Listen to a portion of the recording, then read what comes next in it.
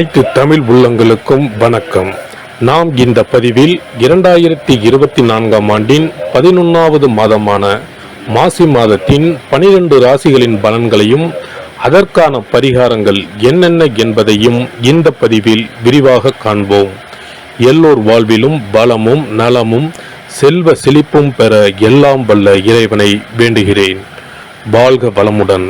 நிகழும் ஸ்ரீ மங்களகரமான தமிழ் வருடம் சோபகிருது 2024 ஆண்டு மாசி மாதம் 13/2/2024 செவ்வாய்க்கிழமை அன்று வளர்பிறை சதுர்த்தி திதியில் உத்திரட்டாதி நட்சத்திரத்தில் அமிர்த யோகம் சதுர்த்தி விரதம் கூடிய நன்னாளில் இந்த மகத்தான மாசி மாதம் பிறக்கின்றது. மாத தொடக்கத்தில் மாசி மாத கிரக நிலைகளை ஆராய்ந்து பார்க்கும் போது மேச ராசியில் குரு பகவானும், கன்னி ராசியில் கேது பகவானும், மகர ராசியில் செவ்வாய், புதன் மற்றும் சுக்கிர பகவானும் சஞ்சரிக்கின்றனர். கும்ப ராசியில் சனி பகவானுடன் சேர்ந்து சூரிய பகவானும் சஞ்சரிக்கின்றனர். மீன ராசியில் ராகு பகவான் சஞ்சரிக்கின்றார். தமிழ் மாதங்களில் 11வது மாதமான மாசி மாதம் இது வழிபாட்டிற்கு உரிய மாதமாகும். சூரியன் கும்பராசியில் பயணம் செய்வதால் இந்த மாதத்தினை கும்ப மாதம் என்றும் அழைப்பார்கள். சூரிய பகவான் பிப்ரவரி 13 அன்று மகர ராசியில் இருந்து கும்பராசிக்கு பேச்சியாகின்றார். மாசி மகம் வருடத்திற்கு ஒரு முறை வீதம் மட்டுமே வரும். அதாவது மாசி தமிழ் மாதத்தில் மகம் நட்சத்திரத்தில் எப்போது பௌர்ணமி வருகிறதோ அன்றைய தினம் மாசி மகம் ஆகும். 12 வருடங்களுக்கு ஒரு முறை வருகின்றதை மகா மாசி மகம் தினம் என்று அழைக்கிறோம். இது கும்பகோணம் கும்பேஸ்வரர் கோவிலில் வெகு விமர்சையாக நடைபெறும். அதேபோல் திருக்கோஷ்டியூர் பெருமாள் கோவிலிலும் இந்த திருவிழாக்கள் வருடத்தில் ஒரு முறை வருகிற மாசி மகத்தில் நடைபெறும். இந்த நாள் எதற்காக நாம் கொண்டாடுகிறோம் என்றால், நமது பாவங்களை போக்கவும், பித்ருக்களை வேண்டுவதற்கும், தோஷங்களை போக்கவும் மற்றும் மகப்பேறு கிடைக்கவும் நாம் கொண்டாடுகின்றோம். அனைத்து வருடங்களிலும் ஒரே மாதிரி தேதிகள் வராது. வருடா வருடம் தேதிகள் மாறும். கங்கை, காவிரி போன்ற நதிக்கரைகளில் புனித நீராடி நாம் முன்பின் செய்த பாவங்களை போக்கலாம். அதே சமயத்தில் புனித ஸ்தலங்களுக்கு இந்த நாளில் நாம் செல்வதன் மூலம் இறைவன் அருள் பெறலாம். இந்த நாளில் நாம் அருள்மிகு சிவபெருமான், முருகப்பெருமான், அம்பிகை மற்றும் பித்ருக்களை வணங்கி அருள் பெறலாம். நதிக்கரைகள், கடல்கள், குளங்களுக்கு செல்ல முடியாதவர்கள் உங்கள் வீட்டில் உள்ள தண்ணீரை புனித நீரென நினைத்து கொண்டு நீராடலாம்.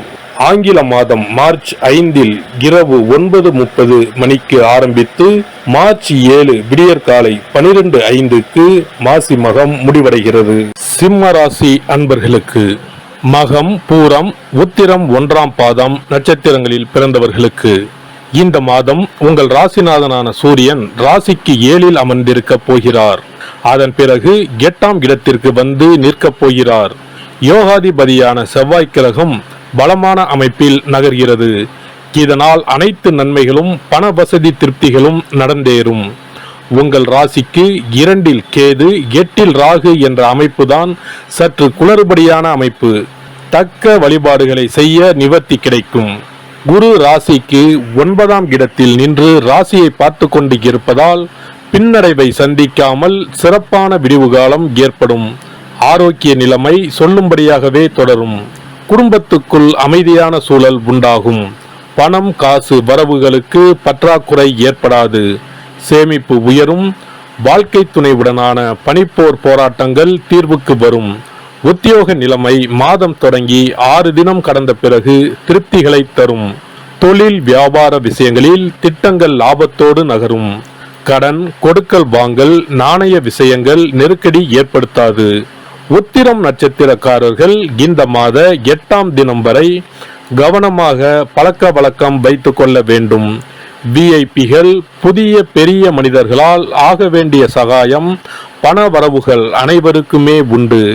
புதிய சொத்து சேர்க்கை உண்டாவதற்கு அதிர்ஷ்டம் காத்திருக்கிறது. இம்மாத திங்கள், புதன் மற்றும் வெள்ளிக்கிழமைகளில் ஆச்சரியப்படுகின்ற சிறப்பான உயர்வுகள் மனமகிழ்ச்சியை தரப்போகிறது. இம்மாத 3, 15, 24, 27, 30வது நாட்களில் இல்லத்திற்கான மேன்மைகளும் பொன் பொருள் சேர்க்கைகளும் ஏற்படும். இளம் இருபாலருக்கும் 2வது வாரம் முடிந்த பிறகு திருமண கனவு நிறைவேறும். இல்லத்திற்குள் விசேஷ திருப்தியும் நன்மைகளும் உண்டு.